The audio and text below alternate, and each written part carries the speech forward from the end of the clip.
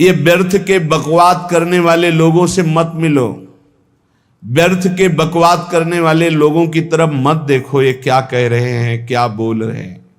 और तुम भी व्यर्थ का बकवाद मत करो।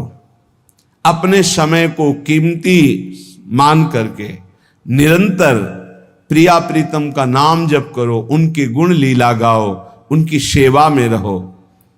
कभी प्रपंच की बातें, कभी प्रतिष्ठा का चिंतन, कभी नाना प्रकार के मान सम्मान का चिंतन, ये घुसने ना पावे हृदय में। बहुत सावधान रहना चाहिए साधक को। ऐसी बातें देखो मत, ऐसी बातें सुनो मत जिससे तुम्हारा हृदय उद्विग्न होकर प्रभु का चिंतन छोड़ दे। बंद करो अभी। अन्य लोगों के संग का त्याग कर दो, जो भगवत विमुख वार्ता करते हैं, संत निंदा करते हैं, दूसरों की निंदा करते हैं। कुछ हाथ नहीं लगता, ये लोग दुर्गति को प्राप्त होने वाले हैं। भक्तन निंदा अति बुरी भूल करे जिन कोय, किए सुकृत बहु जन्म के छिन में दारे खोए। पर निंदा के किए ते नहीं, आवत नहीं कछुआत, मूर्ख पर्वत पाप को ले चल अपने साथ। तो अलम कश्याप संगत्या, ऐसा संग मत करो जिनके पास बैठने से भक्त निंदा, जन निंदा, भगवत निंदा हो। ऐसे से दूर रहो। अलम बंद कर दो ऐसे लोगों का संग। रात दिन हम श्यामा श्याम का नाम जप करेंगे, श्यामा श्याम के लीला गुण गाएंगे, श्यामा श्याम के ही धाम का शोभा का चिंतन करेंगे। जब तुम अपना जीवन श्यामा श्याम के चरणों में न्यौछावर कर दोगे तो पूरा भार श्यामा श्याम ले लेंगे और तुम्हारे हृदय में मस्ती आ जाएगी। जो ऐसा निश्चयी होता है, दृढ़ निश्चयी, उसके अंदर दृढ़ विश्वास, तो उसके हर समय भगवान की स्फूर्ति होती रहती है। भारी प्रतिकूलता में भी भगवान का सानिध्य अनुभव होता है। वो अनुकूलता में तो भगवान के दुलार को देखता है, लेकिन प्रतिकूलता में भगवान की विशेष कृपा को देखता है। ये संयोग, ये वियोग, संसार की ये द्वंद्वमयी वृत्तियां भक्तों के हृदय में नहीं चुभती।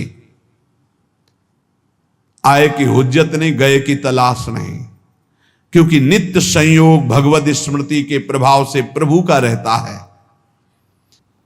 शोक, विषाद बहुत ध्यान देने योग्य विषय है। तभी लोगों को ऐसा लगता है कि ऐसा कैसे हो सकता है। भक्त के चरित्रों को जब सुनते तो लगता है ऐसा कैसे हो सकता है, ऐसी परिस्थिति में भी ऐसा कैसे हो सकता है। क्योंकि तुम मानसिक बुद्धि से युक्त हो और वो भागवतिक स्थिति से युक्त है, इसलिए तुम उसको पार पा ही नहीं सकते। जब तुम अपना जीवन श्यामा श्याम के चरणों में समर्पित कर देते हो हृदय से, फिर उनकी कृपा से सब विघ्न दूर हो जाते, एक अपार मस्ती रहती है। नहीं तो शोक, विषाद, दुख, क्लेश, कष्ट, संताप, भय, उद्वेग, ये सदैव सताते रहते हैं। इसी से डिप्रेशन होता है। बार बार नकारात्मक चिंतन, शोक, विषाद, दुख, चिंता, क्लेश, संताप, भय, उद्वेग, यही पूरे मानसिक स्तर को नष्ट कर देते हैं। उत्साहहीन जीवन हो जाता है। जब तुम श्यामा श्याम को समर्पित हो जाते हो तो ये सब प्रवेश भी नहीं करते, एक अपार मस्ती बनी रहती है। अब क्या होगा? श्यामा श्याम जो करेंगे वही होगा। श्यामा श्याम पता नहीं कैसा करे, नहीं, वो सदैव मंगल भवन है, वो जो करते महामंगल होता है। यह निश्चय उपासक के हृदय में आ जाना चाहिए। इसलिए अपना सारा मन, सारी बुद्धि, सारा जीवन, प्रत्येक श्वास प्रभु को अर्पण कर दो। फिर देखो तुम निहाल हो जाओगे।